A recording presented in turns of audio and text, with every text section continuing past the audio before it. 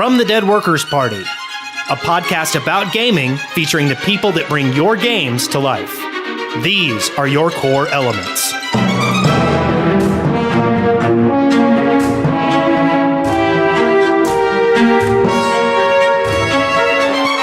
Core Elements, episode 45, recorded on July 2nd, 2013. I am Wes Wilson. I am Spencer Williams, and we have this guy with us. Say hello, guy.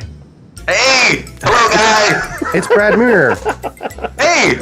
How's it going, Brad? I'm sure it's going awesome. It's going excellently well. Because this is the first week that I'm actually working on my new video game. Yeah. You're actually working on it already? Yeah. The Kickstarter just ended last week. Don't you have like a Thursday, and then it's like, and then I took Friday off because I was very tired. And hungover. And then I came in Monday, and we're actually working on Massive Chalice. This is it. We're starting pre-production in earnest. What's the name of the game for people that didn't just hear you? It's called Massive Chalice. Massive Chalice. Massive Chalice. I love the name. Is that a euphemism? Maybe. Yeah, maybe. I don't know. I mean, I don't know what's a euphemism for, but it might be a euphemism. So you joined us last week and talked a little bit about Massive Chalice. For anybody who wasn't listening to last week's episode, why don't you tell us about it? Yeah, okay, so it is a tactical strategy game where you will play an immortal ruler of this fantasy kingdom. And that's new. You didn't tell us immortal last week. Yeah, you're immortal because everything takes place on what we call the epic timeline, and I have to do that with my hand. You can see it on the screen. You can't actually see it. This makes for really good radio, right? Yeah. The epic timeline. So the game takes place in two parts. So it's one side of it is a tactical strategy game, like turn-based tactical game, where you have heroes and you're moving them around on this tactical map, and you're defending the kingdom against this demonic invasion. And then the other half of the game is a much higher level strategy layer, where you, as the immortal ruler, you're governing the entire kingdom, and you're making really like big sweeping decisions about like what kind of technology you want to research, and what kind of like upgrades in the capital you want to be doing, what equipment you want to be building for your heroes, things like that. And then you'll set the timeline in motion, the epic timeline, and then time will flow very, very quickly. So we're looking at the structure is very similar to Xcom, one of my favorite games, the old one and the new one. I think they're both excellent. And so yeah, you'll set the timeline in motion, and time will fly very, very quickly. And the big twist is that this will age all of the heroes that are in the kingdom. Oh. So one of the biggest decisions you have to make on the strategic layer is which of your heroes you want to retire from combat, and then turn them into lords, and they'll help you manage parts of the kingdom. And then also, while time is flowing, they'll have a chance of having children, and then those children will grow up to be the heroes for your next generation. You know what? This doesn't sound like a game anyone would want to play. There should be like some sort of crowdfunding site where you can means test this to see if someone actually wants to play it. Well, it's weird that you say that, because we actually did just finish kickstarting it. Oh my gosh! And and it got funded, which was just amazing. I don't know. I wasn't really sure if it was going to work. We launched it about a month ago, and yeah, I was really nervous. I don't know. I wasn't convinced that it was going to work. There are just like a lot of risks. Like we haven't Double Fine's first Kickstarter for Tim's adventure game called Broken Age. That we haven't finished that game yet. It's still in development. That was like our first Kickstarter, and it raised a lot of money. And that team is still like actively working on that. So there's a bit of like just explaining to people that like, hey, like we have we're a big company, we have multiple teams. Like rather than wait for that game to be done, we thought that we would do another Kickstarter for a different team that I'll lead to make Massive Chalice. And so I do have one serious question though. How much of your funding do you think came because you work at Double Fine, and how much do you think came because of your actual proposal? Like, do you have a guess? Sure. How much do you guesstimate you got just because you're cool and work at Double Fine? 63%. That is. I mean, yeah, that's right. Like, if if Brad Muir quits Double Fine and does a Kickstarter for Massive Chalice, like, how much money does that raise? Yeah. It's definitely less. I mean, it's definitely less. Like, I think that Tim Schafer brings a lot of like gravitas to to something like this, and you know, in Double Fine, I think that we've proven that we're more than just like the Tim Schafer company at this point. Like we've had so many games since Brutal Legend that we've made that have been made by other, kind of led by not Tim Schafer. So I think that's been really cool. So there's is that a person that works there, not Tim Schafer? I'm a not Tim Schafer. We have several not Tim Schafers that lead video games here at Double Fine. Yeah, so it's like, I don't know, like I think that a good chunk of the money is there just because like it's a Double Fine Kickstarter. So here's my new business proposal. Okay? What you do is you start saying Double Fine will hire you shortly before you start your Kickstarter for $10,000. That sounds amazing. That could be a reward in one of our Kickstarter tiers. We could have, you know, we'll allow you to say that you work at Double Fine. Or it's crazy. Like I mean, I don't want to come off as like, you know, like we knew it was gonna work, and it's like obviously another Double Fine Kickstarter would work, because like that was not the case. Like it felt really risky, and it felt like I almost vomited right before I hit the button to launch it.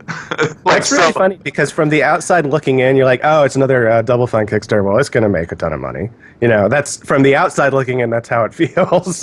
Yeah, but like, I mean, like I said, like it was, you know, we haven't finished the first game, the first Kickstarter game, and like I am a not Tim Schafer, so it was like, you know, would people care that like I'm, you know, pitching this video game? And yeah, and also it's a new IP. You know, a lot of these Kickstarter games that you see, they're you know, designers that are like around Tim's level of like fame in the industry, and they're bringing out ideas that are you know, often from the 90s. They're like, hey, remember this amazing cult classic? Like, what if we made another one? Like, what if we made a direct sequel? And people get really excited about that, obviously, because like that's exciting. But there's a lot of nostalgia there, right? So with something like Massive Chalice, it's a brand new game. There is no nostalgia play, right? It's like, will people want to sign up and pledge and back the game, even though it's like a new thing? We didn't know. So it's kind of all that stuff together was making me pretty nervous about it before we launched it. But well, I will say this, that I'm still convinced that a large portion of your money came from your unbelievable enthusiasm you seem to bring to everything that you do. Well, thanks.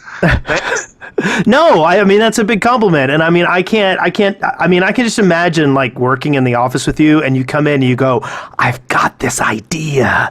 And I'm sure everyone there was like, it's the best thing I've ever heard. That was actually really cool about this specific idea, is that like I have a lot of ideas, a lot of people have a lot of ideas, and you know, you talk to people in the pit, like I think a lot of it is like just where I'm sitting. You know, it's like we move desks a lot because everybody switches teams all the time. So it's just like who happens to be nearby me when I'm like spouting random stupid ideas and stuff. And like John Swisshelm is one of our designers. He's really awesome. He's going to be working on Massive Chalice. He was in a lot of our like video content and stuff. He's a really fantastic designer that we hired last year. And just bouncing ideas off of him is great. But for Massive Chalice specifically, like just talking about this idea, it was actually going to be my Amnesia Fortnite idea for this year, for when we run that process at the end of 2013. But I was just kind of randomly talking to people about the idea, and they just got really excited about it. And I was like, and I feel like that's kind of how you know that you're onto something, that you have something that people might really like, is we use the term fertile design ground. I have to push my glasses up when I say that because it's like really nerdy. But it's kind of idea, and it's like, I mean, that makes it sound like really like some weird lofty whatever. All it really means is that when you explain the game idea to somebody, you sort of give them the elevator pitch. They immediately have 2 or 3 ideas that jump into their head like lightning bolts. That they're like bam, like what about this? What about this? What about this? And it's hopefully it's stuff that you haven't thought of, and then hopefully those ideas are also different from person to person. And I think that's when you know you have something awesome, is that when you can take it to 5 different people and then you come out of that process with like 10 new ideas that are all different. And that was really happening with the Massive Chalice idea. Like, I think the epic timeline really kind of grabs people's brains with all the like different possibilities. I remember I was explaining it to somebody, and they were like, oh, like you could totally have a demon that could, like hit you with a weird spell, and then it would like age your character 15 years all at once. And I'm like, oh, that's awesome. You couldn't do that in your average RPG kind of game. It's just like it's kind of like an unsupported mechanics. So, but in Massive Chalice, where it's a real core part of the game, where the characters age and stuff, you can have things like Fountain of Youth and like, premature aging. And also, one thing that I'm really excited about, somebody's talked about getting zapped into the future would be really cool. Just blinking out of existence, and then 30 years later, like your hero shows up again, and it's like, where were you? I don't know. And that guy's children. And one thing that's awesome about that guy's children could be older than him when he comes back. That's super weird. Like, so there's all these really cool weird ideas that come out of just sort of the base like nugget foundation of the game. And I think that's when you know that it's an idea that could end up being really good and making a great game. Well, we will talk, I'm sure, more about this in a little bit. But first.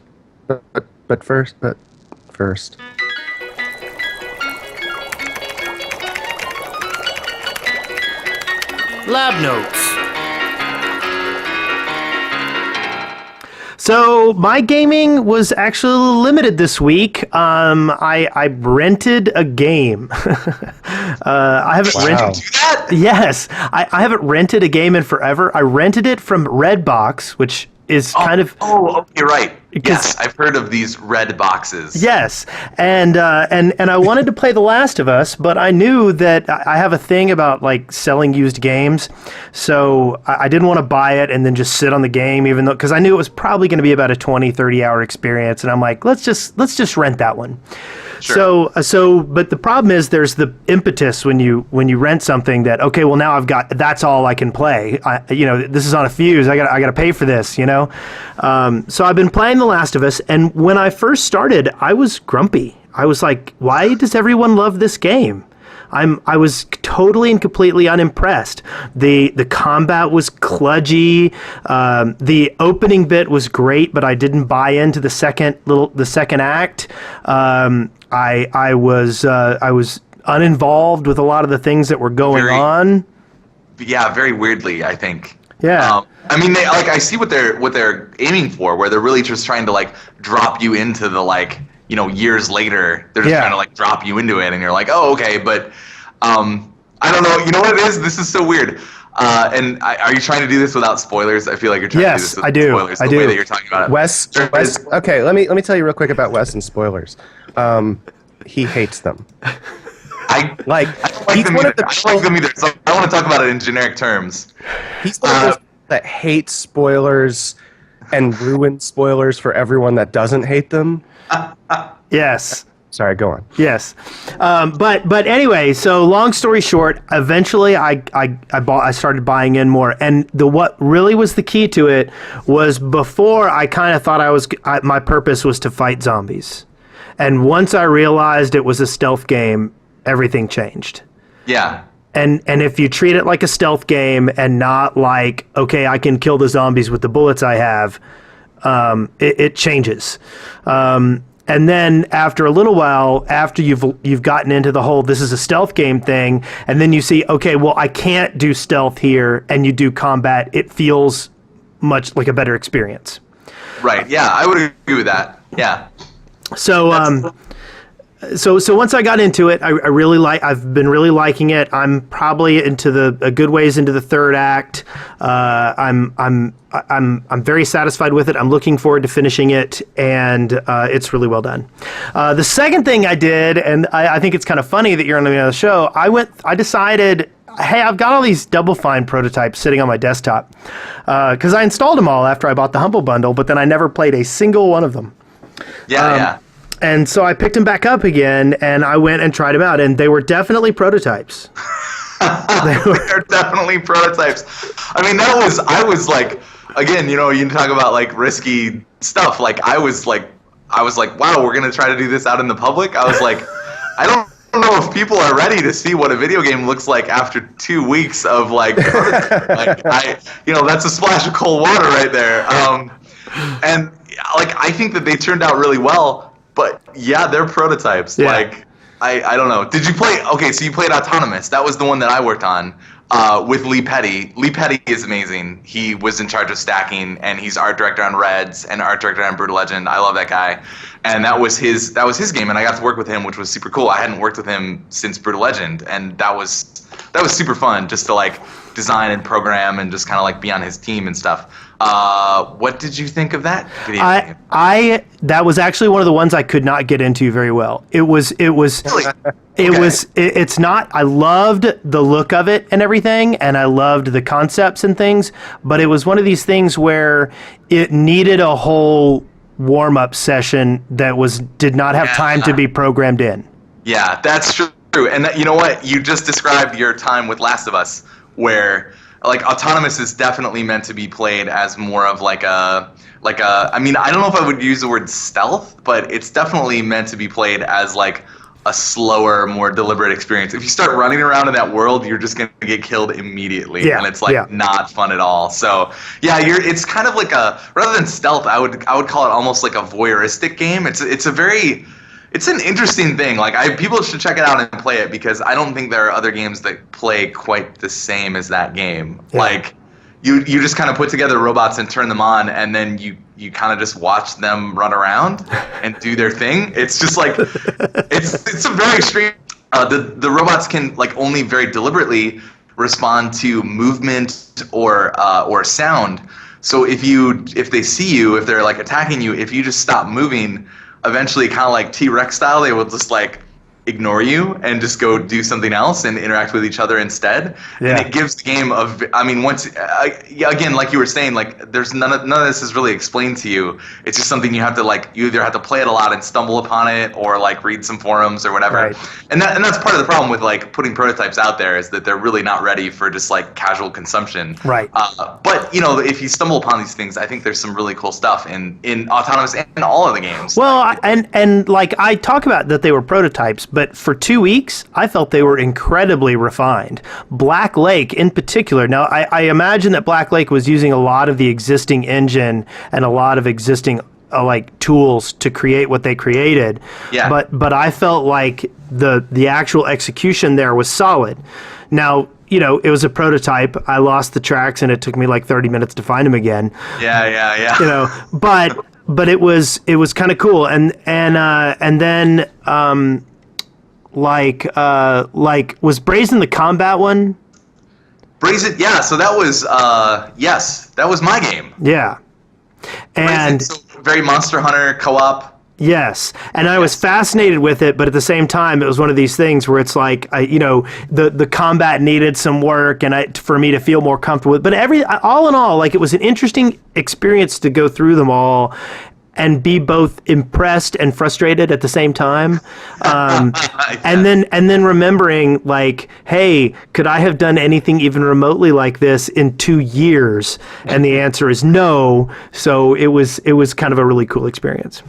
But also that's also not your job, right? Like, yeah. I mean, so that part's interesting. I do think it's really cool to share that stuff with the public, just so that they can kind of see. Like, we've been doing a lot of kind of like behind the curtain sort of look at the sausage factory type stuff at Double Fine, and I think it's been really fun, like seeing people's reactions and stuff about it.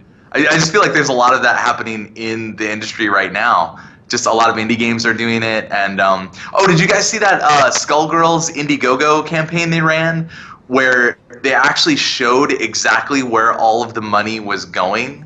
No. Because they did a campaign. I'm gonna pimp their shit here for a minute. Skullgirls, they wanted to put some DLC characters into the game, and they ran an Indiegogo campaign they just wanted to put one new character in the game, and their campaign was to raise $150,000. And like, I looked at it and I was like, yep, sounds about right. Cool. good luck to them. But people raged about it because they were like, it can't cost that much. Oh my god! But like they showed like a pie chart. They're like, this is where it all goes, and I thought it was a really cool like just another one of these like educational pieces for gamers, for people that like play games but don't really understand how they're put together. It's like I feel like they're really if people want to know, the information is actually becoming more available, and I think it's really cool. Yeah, so I actually have.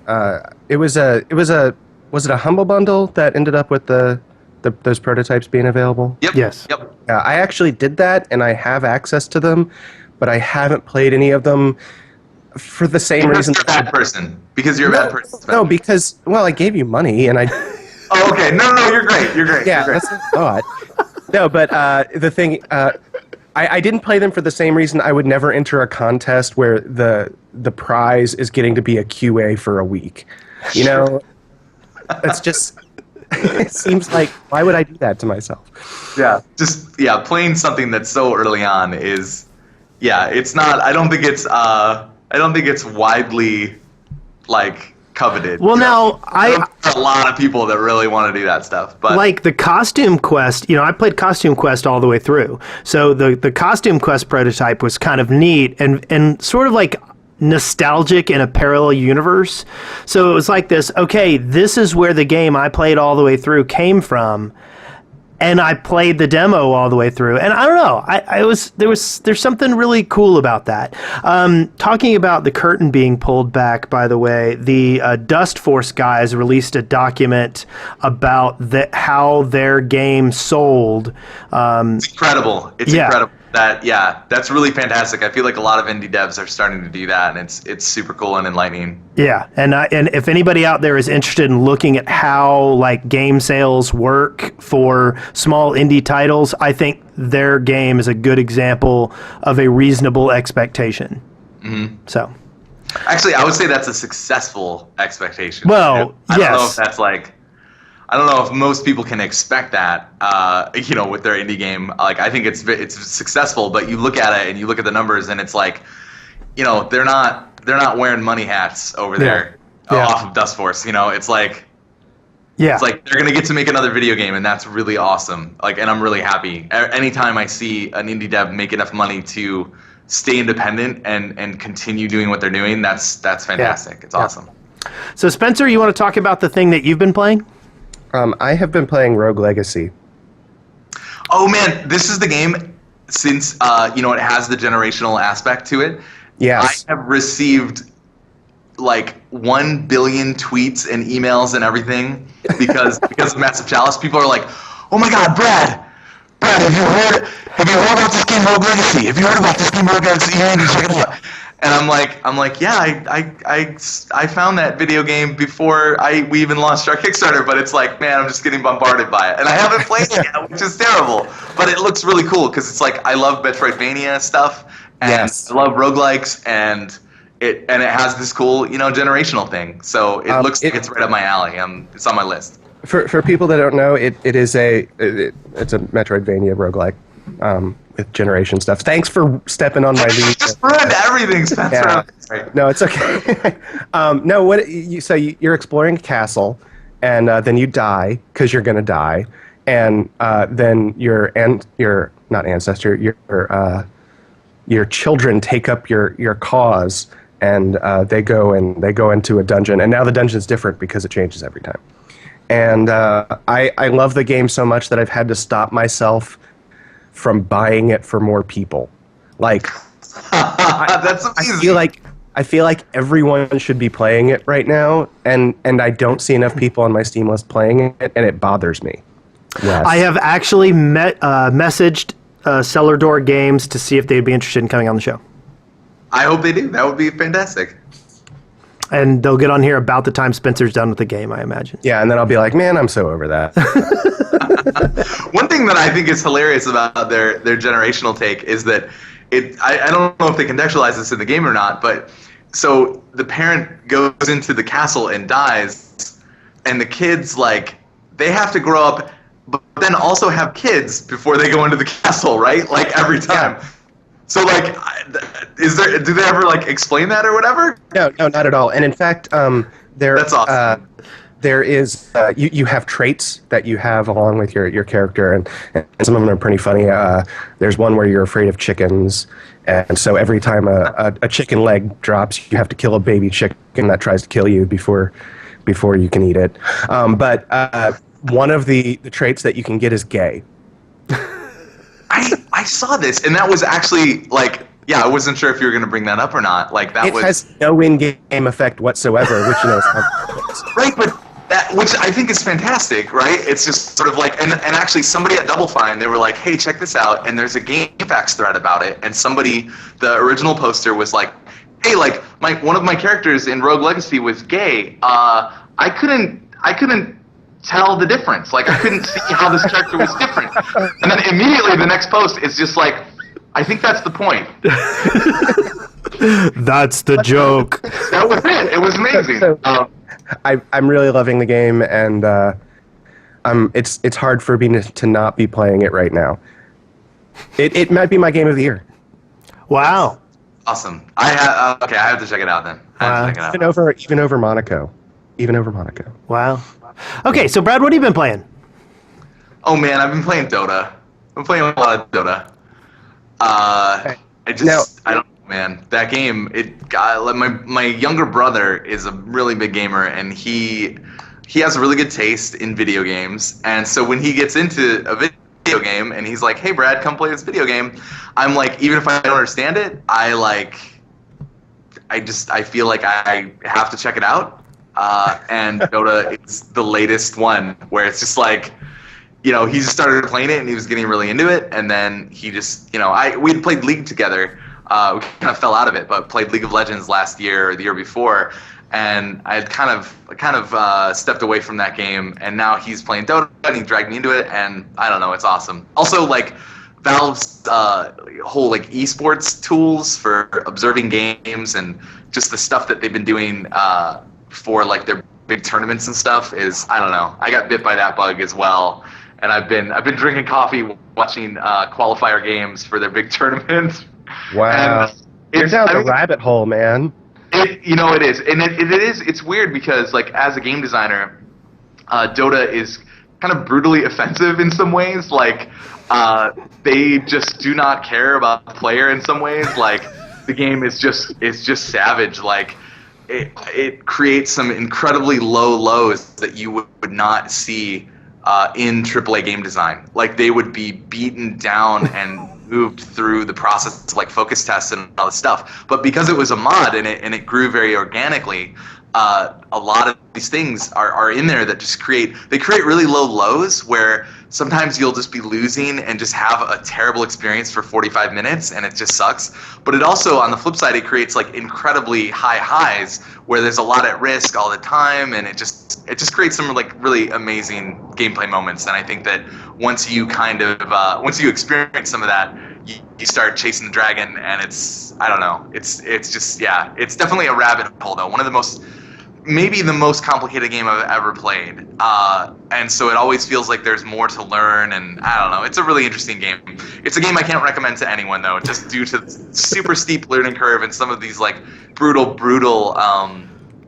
experiences that you have where you feel like you just took 45 minutes of your life and torched it, and you'll never get back. And that's like, I mean, when that's happening to you, it's really hard to like recommend that game to a friend. So I would say everyone should play Dota, but nobody should play Dota. I have played The Last of Us as well, and that's been awesome. I think that it's the kind of game that I like to play in like little bite-sized chunks. I think it's really great that way, and I'm not very far into it. I'm maybe 5 or 6 hours into it, and I really like it. It's cool. I have been dying a lot while playing it. Certain sections I feel like are the difficulty's tuned pretty high, and I don't feel like it's giving me the tools of a more modern stealth game, I guess. Like playing, I really like Dishonored and Mark of the Ninja from last year, and I feel like those games really try to put you in control of what's going on. And Dishonored is only a stealth game until you get caught. And then it's all about killing everyone in the world because you totally have that power. I actually really like how forgiving that game is of kind of blinking away and hiding and resetting the scenario. and then going back in. I played Dishonored as a pure stealth game, and I really enjoyed it. Trying to murder as few people as possible, or sneakily murder people. Shh. I didn't even know you could leave and come back in. I've been playing it as a, I'm sneaking, I'm killing everyone game. Sure, and it's cool that it supports that. I love that. Like Harvey Smith and his team, like just so great. Like I love that game supports everything on the spectrum, right? You can just play it like a total crazy balls to the wall murderer, or you can play it like the completely silent, don't kill anybody assassin kind of thing. I think that's really great. Like it's just cool that the same game can support that like wide array of like player expression and experience. It's really cool. I like that. But I do feel like it's part of Last of Us's design to, be very tense and not give you the tools on purpose so that you don't feel like you're fully in control of the situation all the time and that things can break down and become terrible. And like that's actually a big part of its aim, which I respect, but it does make it I think it does make it a little harder to play sometimes. There also feels like there's a lot of arbitrary dying because of small slips of gameplay. Yes, I would agree with that, and I feel like I've had to redo some situations. And I'm trying to play it very stealthily, and yet after playing Hitman, the latest Hitman game was another one I really liked. But again, that's another game that just gives you all the tools so that you can feel like you're really in control of the situation. And the AI in that game is very forgiving to walking slowly and not like turning around all of a sudden. They're very deliberate in their movements, and that lets you sort of plan when you'll sneak up on this guy and murder him. And whereas in Last of Us, I find myself hiding and waiting for those moments when like some of the human characters are patrolling an area, but the humans feel they feel more human, honestly, which is cooler. But they feel like they're constantly kind of jittering around and like checking their back and checking each other's backs, and I find it very difficult to like sneak up on guys and murder them like I would in something like Hitman. And that's actually cool. It's not as good of a murder simulator. No, it's not, which is cool because that's the point. I feel like they made a lot of very deliberate design choices that get you away from the like controlling stone cold murderer, and I think that's fantastic. That like not every game has to be a fucking murder simulator, and like that's really rad. So Can I say that's one thing that really disappointed me about Costume Quest was there wasn't enough murdering. I'll have to talk to Tasha about that and be like, I feel like you really failed at creating a murder simulator for children. Do you have any thoughts on that? Like, I don't know. She would probably just giggle. She would giggle at that. So you've also been playing XCOM games, it looks like. Yes, so that was really cool because I played the shit out of that game last year. XCOM Enemy Unknown, the new one from Firaxis. I love that game. I think that the coolest thing for me was just like playing that game and having old XCOM players like myself play the game and talking to them and having them just dissecting it and really enjoying the game. But then people who had never played the old XCOM, talking with them and having them be like really excited about like this brand new experience they're having, and it was just really cool to see a lot of the things from old XCOM brought directly into new XCOM, and especially things like permadeath of your soldiers and like the way the time flows on the geoscape, and like a lot of these just really things that I feel like are really core to like that XCOM experience. Seeing people experience those for the first time and like being really excited about them, that was actually the thing that kind of like activated the Massive Chalice idea and really like inspired it and stuff. So like that was awesome. But we went back and we were playing XCOM, old XCOM and new XCOM on our live stream, just to talk about Massive Chalice and how it's being influenced by that game and whatever. And then I just kept playing it. Like I just kept playing it, and it's awesome. Like I totally love both of them. There's actually this new thing that I thought I would pimp here. This thing called Open XCOM, which is so it's for old XCOM. If you have a copy of old XCOM, like through Steam or you have a disc or whatever, or floppies, maybe a floppy disk, old XCOM, and a floppy drive. You still have to have one of those. These guys that are they're doing like an open source not reimagining. I don't know how to describe this thing. It's very weird because they basically reprogrammed old XCOM using the original art, but all new code, but being 100% faithful, if at all possible, to the original game. And they did, so it feels a little bit more modern, like it's not running through DOSBox, right? Like it's actually like natively running through like Windows. And it just has a lot of like niceties. Like the mouse wheel works, you know? I don't know, that's nice. So it's just a nicer way to go back and try to re-experience old XCOM, and it's fantastic. So I was playing that some, and it's cool. It's cool seeing the differences between like old and new. Like you can actually stuff like the new one has a six soldier limit in all the missions, which I really appreciated. But you go back and you play the old one, and you could stuff 14 dudes into the Sky Ranger in old XCOM. You needed them because, I mean, as soon as you get anybody off the ship, they're going to get shot by guys that you can't even see yet. And there's actually a bug fix in Open XCOM. This is getting pretty deep down the XCOM rabbit hole. There's a bug fix where if there are any aliens that are nearby the entrance of the exit of the Sky Ranger when you land, in just the shipping old XCOM, they would just be facing a random direction. But in Open XCOM, they fixed the bug so that they all face towards the Sky Ranger. So that means as your guys exit, they just get smoked. Was that a bug or was that an undocumented feature? Yeah, it's super hilarious. It happened to me several times. I had to look up like exactly what the hell was going on, and yeah, it turns out that they made sure that all the aliens are facing you and getting ready to just murk your guys as they come like down the ramp. It makes it an even more brutal experience. I don't know, it's fun, but yeah, both those games amazing, and they're really influential on me and on Massive Chalice.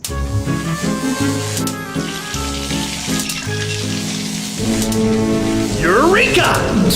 Ow! So the first thing I wanted to talk about, and I thought this might be of particular interest to you, Spencer, was that a group of EVE players destroyed like 500 billion ISK. Oh, hey, that was my cousin Chad. And that roughly translates to $19,000 worth of damage. Did you follow this at all, Spencer?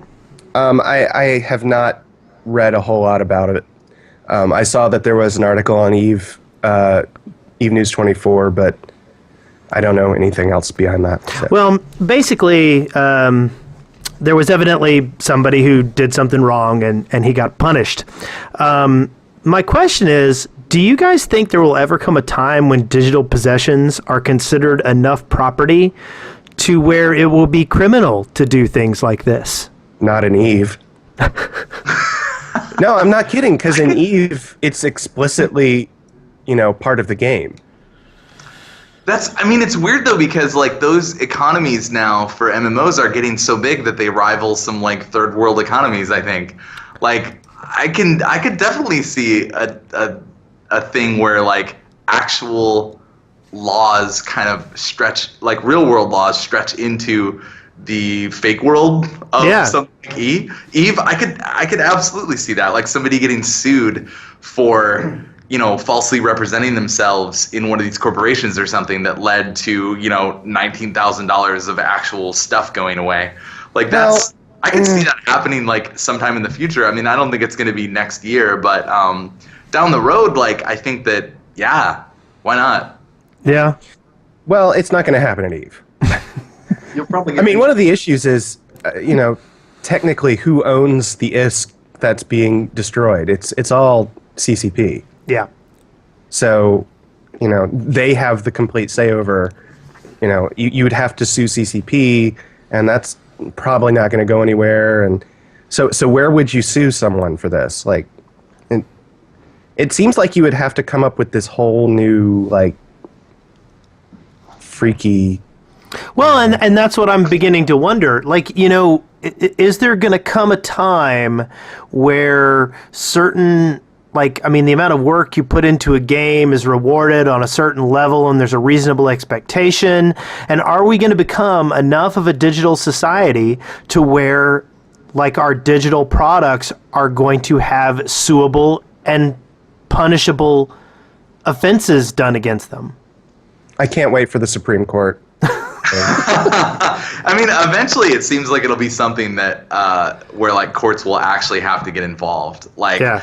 I've definitely heard of things happening in Eastern MMOs where that lead to like physical violence. You know, they bleed things that happen in the simulated world actually bleed into the real world where somebody's sword was stolen or destroyed or something, or there was like some unsanctioned PvP that happened and somebody got real salty about it, and they found out who the other person was in the real world, and they went over with some dudes and they beat them up. And like that is, I don't know, like the lines are just going to keep getting blurred like that, I think. And so somebody's going to have to step in eventually and figure it out. Yes. I can't wait to see, the first court case. It's like boner pones versus ninja. That's what it's going to be. Oh my God. Monster Hog 69.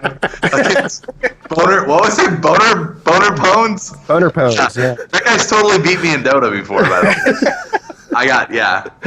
He was playing anti-mage, and I got wrecked by Boner Pones.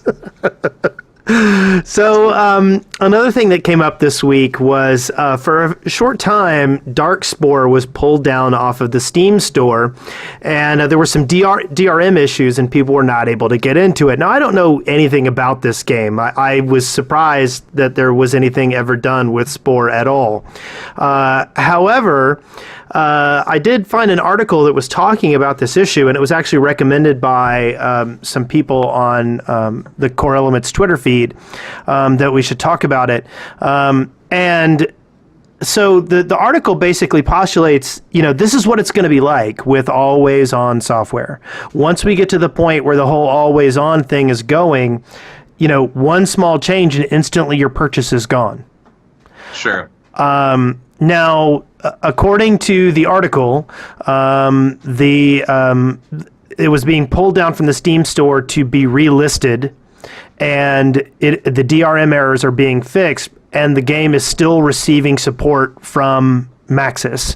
And but it's still, at the same time, people are like, "Hey, what's going on?" Are you worried about companies? Do you think that companies will plan for this stuff if they start running problems, that they can release, maybe a patch that will remove the server element from these always-on games? I don't think the companies will give a shit, honestly, because if things are going so sour for the company that like they're going to go out of business, I don't think they were going to really care about the gamers. So I think it's something that it's like a crappy reality, I think, of all of this always-on stuff. Because, it's like one thing that I find really interesting, like I totally love Steam. Like I think their service is amazing. But, inside the rights of everything, it's like you don't actually own the games that you're buying through Steam. Mm-hmm. You're kind of like leasing them, or I don't know the actual legal language of like how you have access to them. But if something were to happen to Valve, let's say Dota, like, all of a sudden something really bad happens to Dota and they get sued by like a bunch of people, and like, oh no, Valve implodes somehow. It sounds like that's probably never going to happen, but let's say they were to just like disappear, like all of your games technically through Steam would also disappear. And that's a really bizarre kind of thing. And in their death throes, I don't think that Valve would work with all of the third parties to create versions of their games that are standalone for all of the gamers out of the kindness of their hearts. Like, I think they would just die, and it would be unfortunate. So I don't know. Like, it's a really weird scenario to think about this stuff. And I mean, already you're seeing some of it with EA's games. I know that they've shut down servers for a lot of their older 360 games and PS3 games, and you just can't, those games are essentially different now because they have no online component anymore. That's pretty weird. Yeah. Like it's very strange when all of this stuff is happening on server side.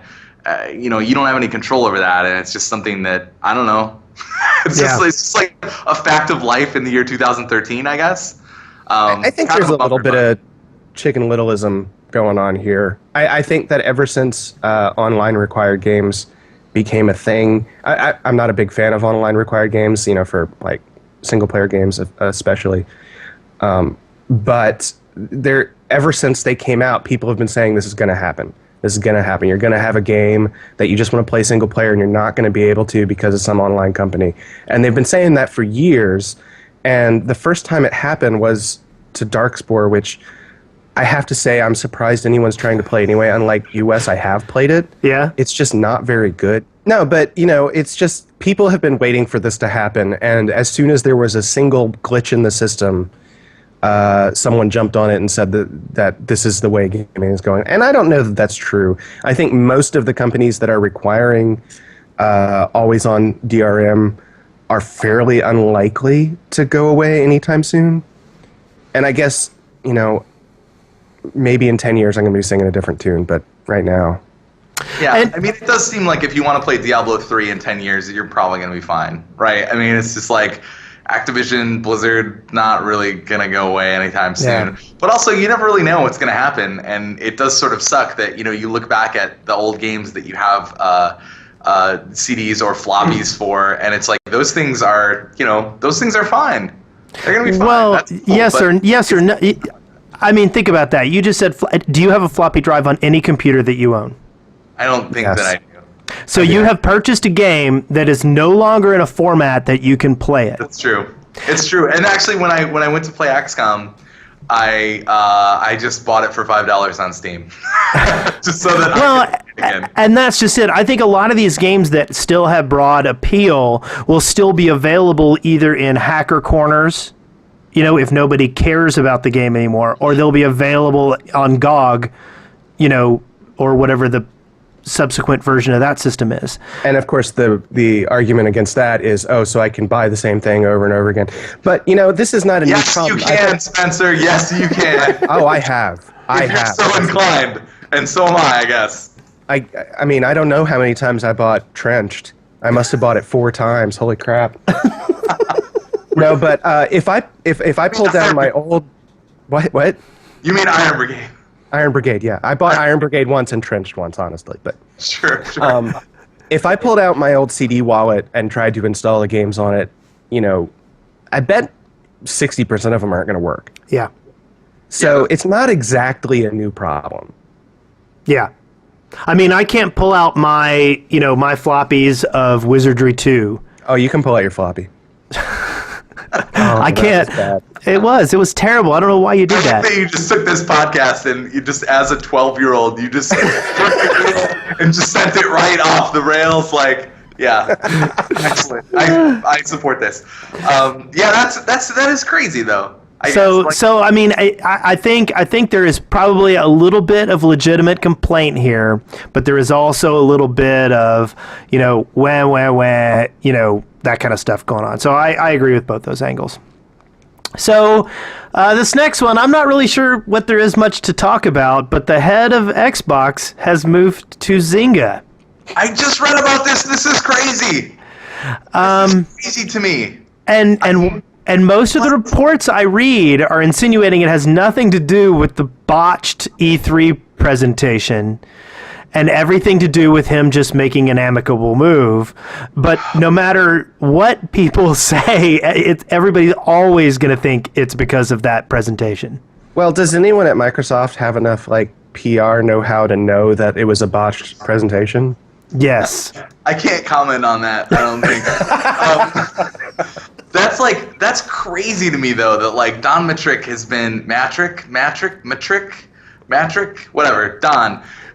He's been they've been pushing him as the Jay Allard of the Xbox One, right? He was the guy running the press conference. He's the one on stage. He's the he's the one that announced the name of the damn thing. To see him exit before it actually ships to people, to humans. Yeah. That's shocking. That's something had to have gone wrong. Either something went wrong internally, and they did their whole flip flop on the always on stuff, right? That was a big announcement and a big crazy thing that happened. And then also I don't know exactly what you're referring to when you say botched press conference. I know that I heard about the Killer Instinct rape thing. Well, that was bad, but really what it was they didn't address any of the concerns that the gamers had put forward about the Xbox One.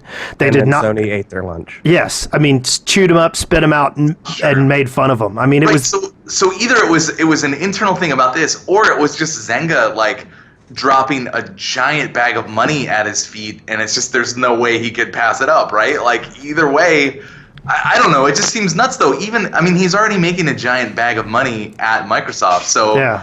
that would have to In be the article I read, he apparently either took a five really big private plane bags of to money. work. I don't know, a lot of money. Yeah. But yeah, you'd think that still, if you're in charge of the Xbox and things are going well, even a big bag of money wouldn't get you to go over there. I don't know. The whole thing is really nuts to see him depart before the Xbox One ships. And you know what? Also, it's all speculation. Nobody really knows like exactly what the situation was, and it will never really become public and whatever. So it is just speculation. But it's interesting that Fun. yeah. I mean, I think back then, like seeing, could you imagine Jay Allard leaving Microsoft before the 360 had launched? You know, in between announcement and launch, that would have been crazy. Yeah. That would have been crazy. He was the face of that thing, you know. He was in charge of it. So, yeah, something's going on there, and you're never gonna know. You're never gonna know what it is. Yes, but I am going to speculate. Do you want to hear my speculation? Absolutely. Here it is.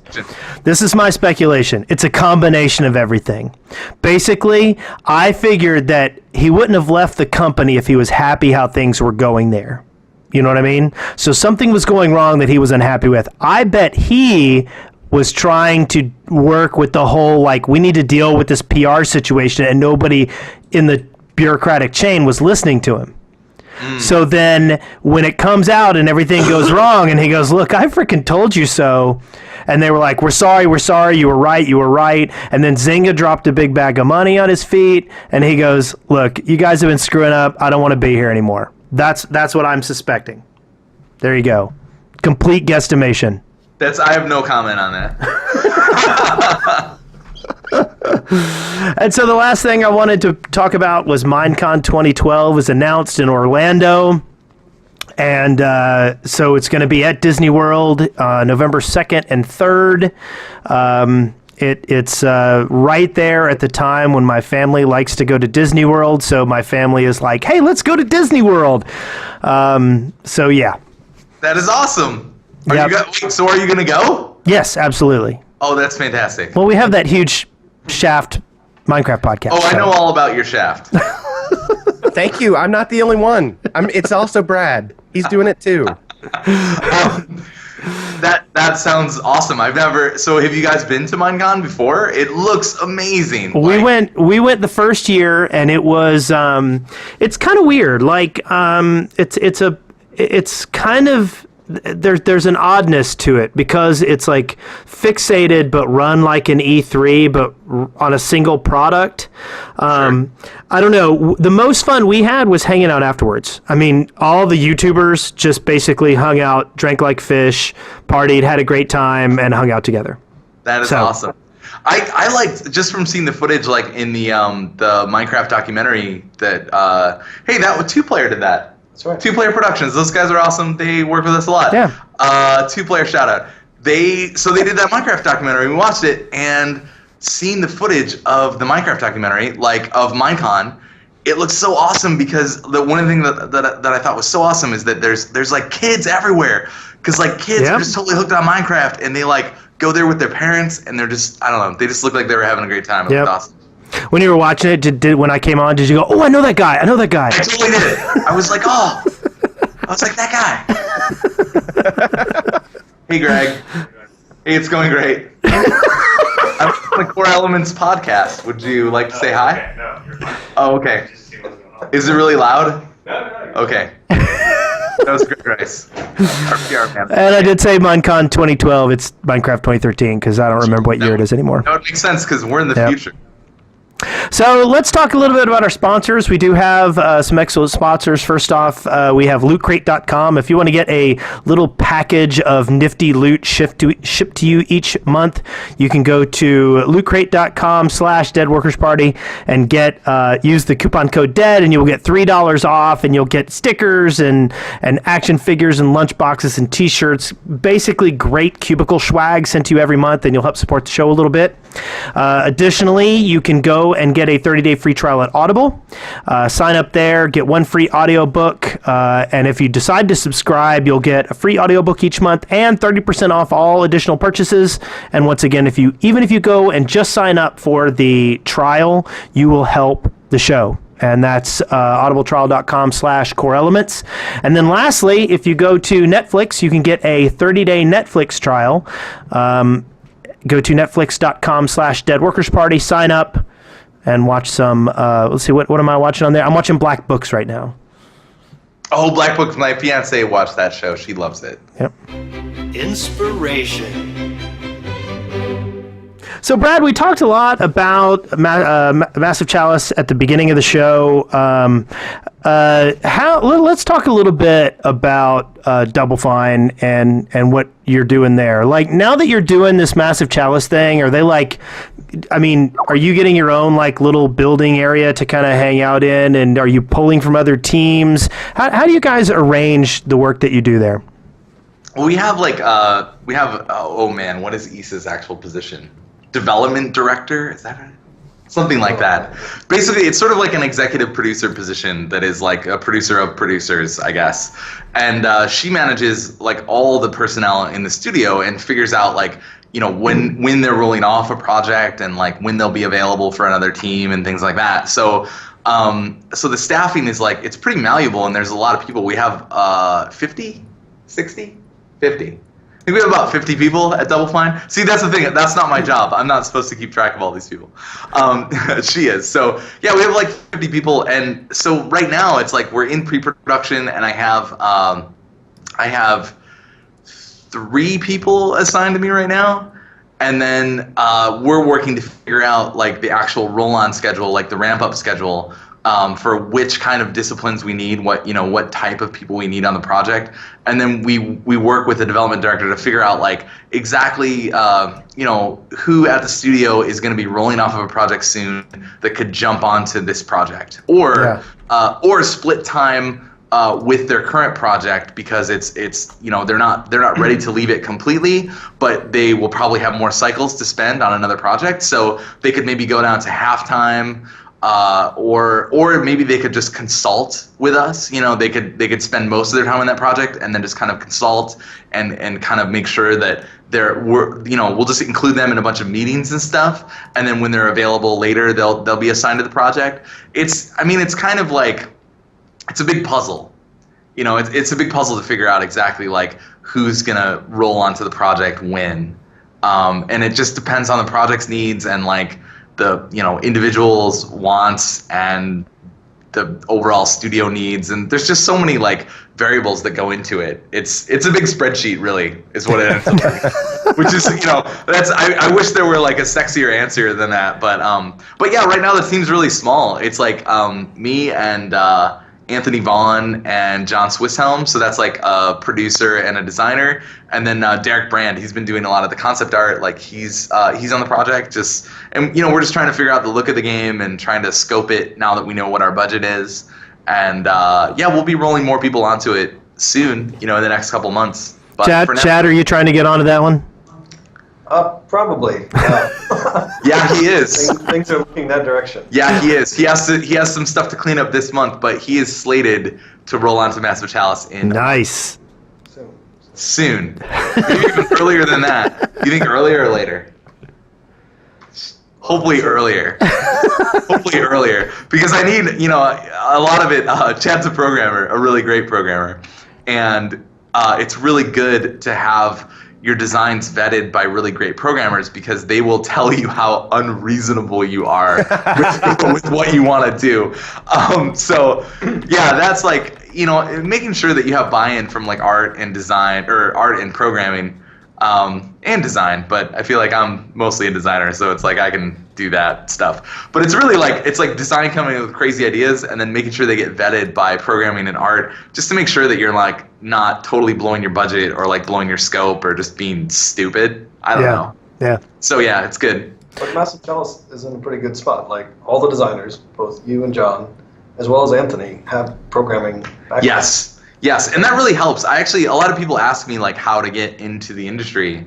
Or they want to be a designer, and I encourage them all to like pick up a concrete skill so that they can learn how games are put together. Like I think that's a really important thing. So learning how to be a programmer or learning how to be an artist and working on production, games that are in production before you step into the shoes of a game designer is really, I think it's a really smart way to go.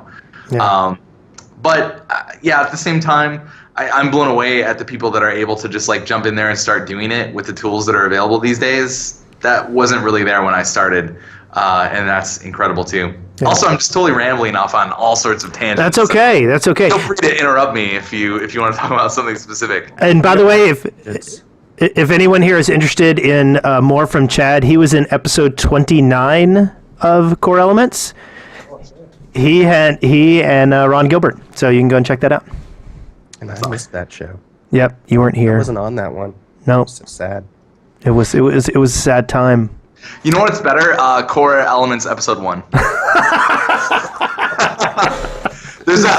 believe you had a really handsome guest on Core Elements episode 1. So what else have you been are you already starting to work on, like, do you have anything on the back burner that like once things start getting ramped up, you're going to start trying to keep the ball rolling with another project, or is Massive Chalice like the end of your thought process right now?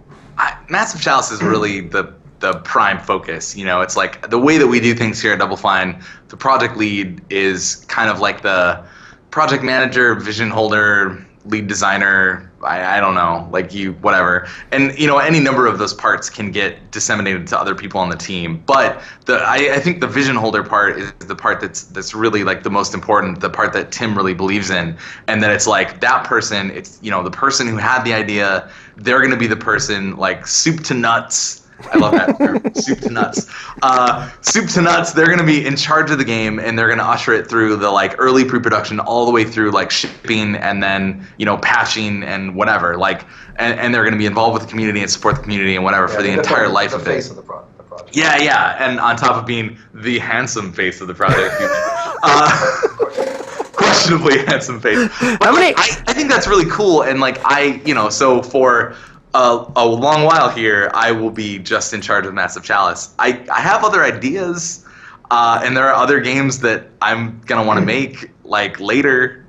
Brazen, I really hope that we can find a way to work on Brazen in the future, get that thing funded, because I think that's a really fantastic idea, and I think sort of the Western Monster Hunter is a nut that somebody's gonna crack, and I don't know. I want to play that game, whether I make it or somebody else does. Like, I really want to play that game. So, I don't know. I think does that answer your question? That does. Okay, excellent. I'm guessing we'll probably do another Amnesia Fortnite. Yeah. We'll definitely, we try to have that Amnesia Fortnite be a yearly process, and I love it. And like, I'm going to be thinking about ideas sort of on the way back burners. And just for the people who don't know that, explain what that is. Oh yeah, that's this amazing process that Tim came up with, where we shut the whole company down, all of Double Fine, for 2 weeks, and then project leads are chosen, and we split the company up, and people get to make 2-week prototypes. We take 2 weeks, and you just get to make something playable in 2 weeks, and I really like that it's focused on making a whole experience. It's not just making like a tech demo. It's trying to like hit at least your core of art, design, and programming and audio, so that you have this thing that is representative of what the final experience of the game might be like. And that is one thing I really did notice in the prototypes. I joked around about them being prototypes, but character animations were solid. Thematic elements were in place. Moods were in place. Music was done. This is really anybody who gets a chance to check this out. You will be amazed what a small team can do in 2 weeks. And then it's really cool, and part of it is just like mature technology. The fact that like we have a really solid engine that we can build the games on. Also, just like people that are really experienced in that engine too, is so you know what it's capable of, and you can just jump in and start working on it on the first day. Yeah. That's really cool. I mean, there are lots of things that enable us to just like make these like crazy 2-week prototypes that look like they were made in a much longer time period. But that part is, I don't know. I think it's really cool. It also is like, it brings like a ton of energy to the studio. Just people are like running around and just like, just so excited to be working on something brand new. And there's this, very hard deadline of 2 weeks where it's like, that's all you have to work on it. And everybody wants those things to be really cool. So everybody just works really hard, and it's just a really cool atmosphere around the studio when we do that. So, and I think, so the last one, so we've done 3 of them, and last year's was done out in the public. So you can check that out. Like, I think that we have a bundle that we're selling even on Amazon, maybe? I don't know. Somewhere you can check that out. And it's cool. It's really cool. So there were five prototypes that you can check out from last year's. And I mean, they're rough. Like, they're a little rough to get through, but it's really interesting to see like what we did in 2 weeks and where those things could go in the future. Yeah. It's cool. Yeah. I like it too because we get to work with different people at the company that, like, I haven't really worked with Brad since Brutal Legend.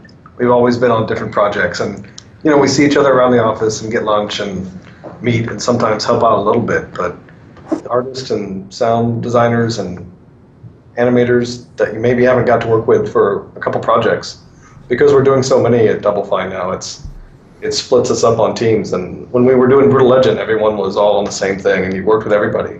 But now that we're doing different projects, you don't always get to work with someone. That part of it's really sweet. Well, cool. Well, okay. Well, let's move on to some questions from the listeners. First off, this was one we got this week. This was from Rabbit Angel. He says, "Hello, fellow scientists." This is the term he has dubbed us now. I have an inquiry on the subject of starting and ending the creative process. I have the concept of a board game involving both Risk and Catan elements, but I don't know where to stop. I don't want to create a game that takes so long to play, but I want it to be complex.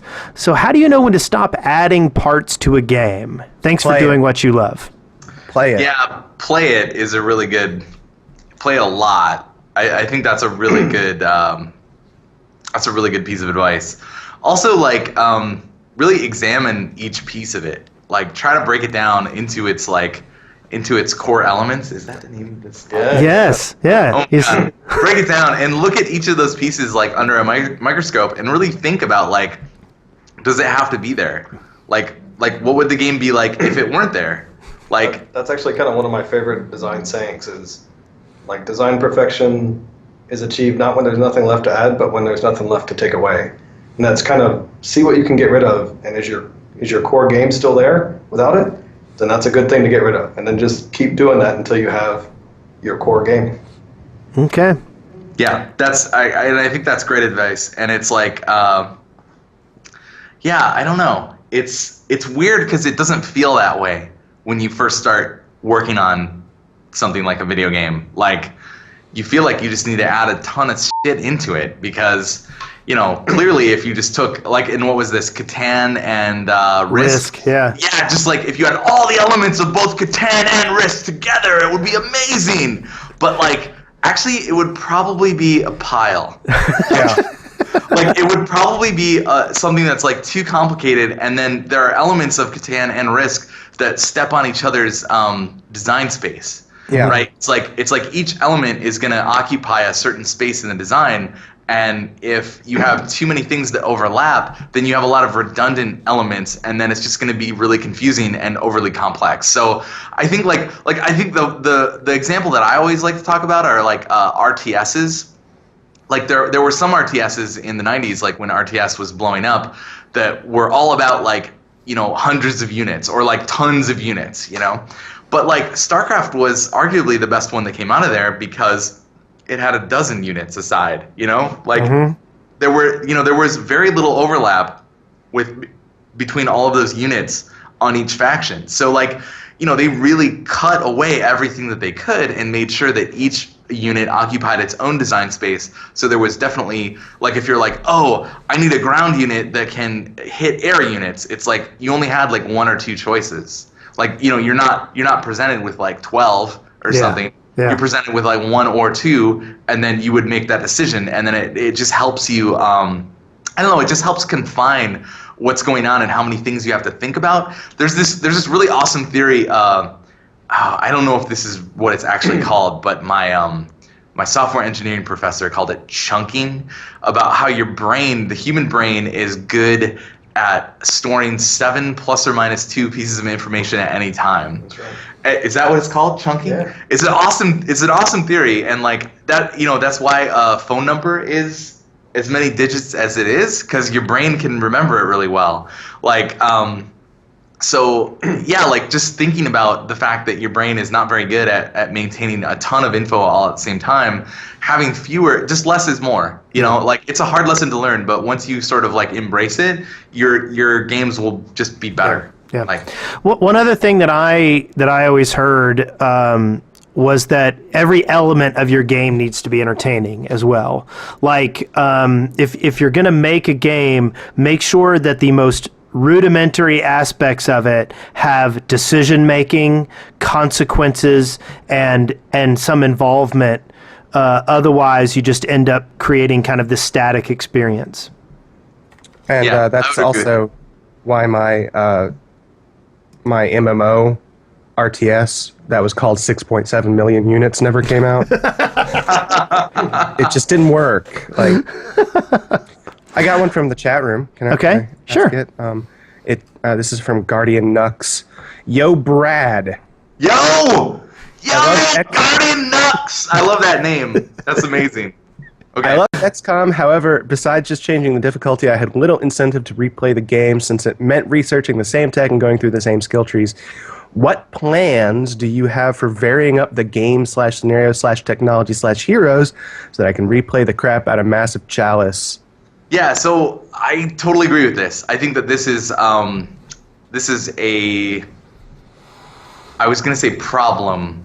I don't know if it's a problem, but it's an issue that people have with new XCOM, and it's an issue that I also have. I think that there are a little too, there are too many like story beats as well that happen. I don't think the game feels randomized enough, but I think the tech tree is the one that I feel.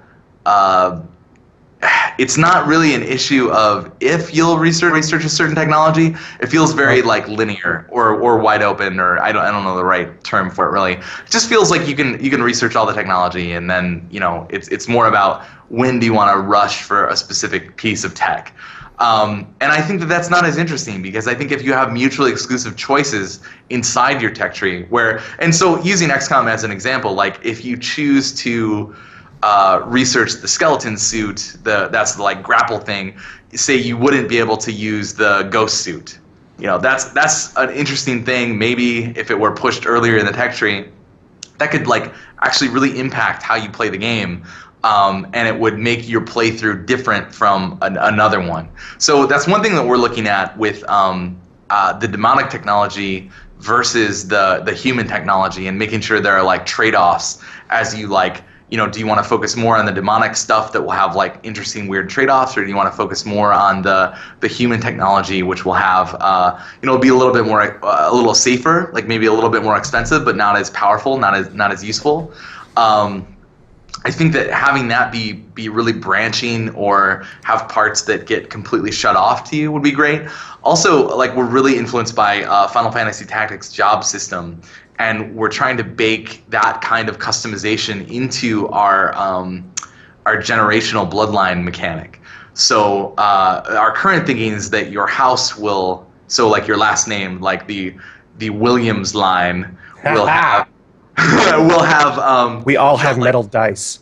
Like, let's say they'll be like archers, so they'll all be archers, but depending on who you marry into Williams' house throughout the generations, their children will have like different passive abilities and different active abilities, kind of secondary things. Like they'll always be archers, but they'll have, you know, different things that change them throughout the generations, and you'll end up with like, and hopefully we can develop that system so that it is very procedural, so that in one playthrough you'll end up with, like, you know, having these archers that, you know, they can teleport around the map and they know time magic or something, you know, in your third or fourth generation. And then in another playthrough, it's like you'll end up with archers that are, like, you know, more about like wearing heavy armor and using melee weapons as well, you know, something like that.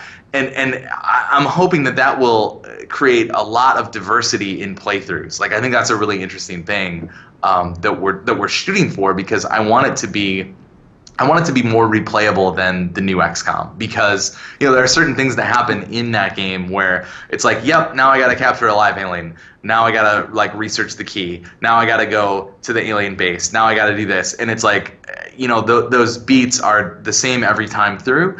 And if we can find a way to make the whole playthrough feel a little bit more procedural, I think that we're going to end up with a better game.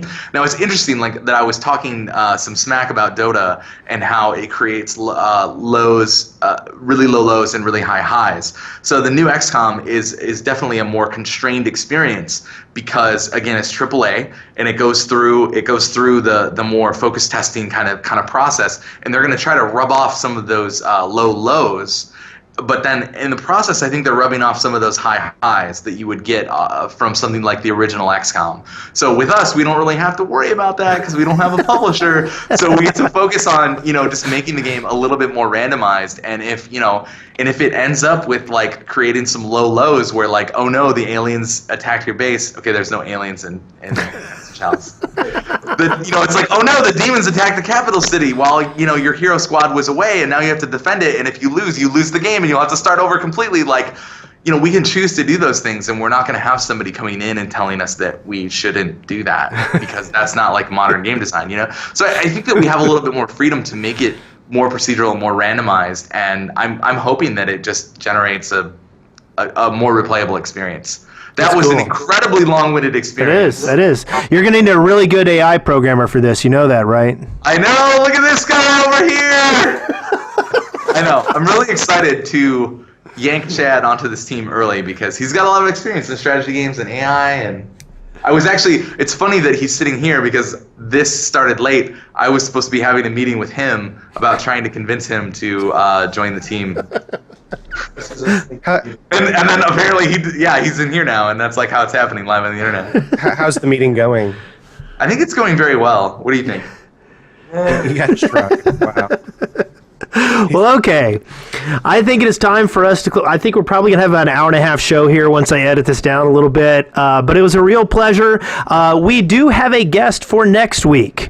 It is Ben Prunty, the creator of the music in FTL and Gravity Ghost, is going to be on. We're going to talk music next week. Awesome. I'm very excited about that, and so we should yell at him for causing me to not be able to sleep because of the theme song from FTL being stuck in my head for like 3 weeks. Fine, around GDC time, they stopped by for a day. Cool. Got to see Gravity Ghost. Got to talk to him, meet him. Cool. Yeah, we've had Erin Robinson on the show. She's really super awesome, and I'm excited to see where that game's going to go as well. But anyway, thank you for watching. Everybody keep sending us emails. I went on iTunes today, and we got a really fantastic iTunes review from a couple of days ago, and I didn't write it down yet, but I probably will have to, like, post it on the blog or something, because it was just so awesome. And I feed off your sweet words like a vampire. He does. So toss us some messages, contact us. If you have any questions or have any guests you'd like to have on the show, please email us. Please go check out one of our sponsors, and when Massive Chalice comes available, go and check it out, as well as every other Double Fine game that's ever been made. Hey, you can actually back it right now. You can? Slacker backer access up massivechalice.com/back. Wow. And you can join in on the shenanigans early. Nice. Well, you know what you promised me. You hit what was it, 140K, and we all get metal dice. Yes. Yes, everyone who joins will get metal dice, custom metal. No, they won't. So we're not shipping metal dice to people. No, just like for a digital PC game. like you could have like a guy whose weapon is metal dice and he throws metal dice at people. Just do that, man. Come on. Pretty awesome. We'll do that. Yeah, in-game metal dice.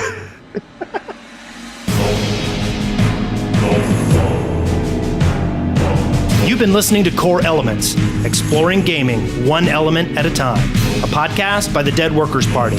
See the show notes and get more information at coreelements.deadworkers.com or leave us a voicemail at 256-812-1010.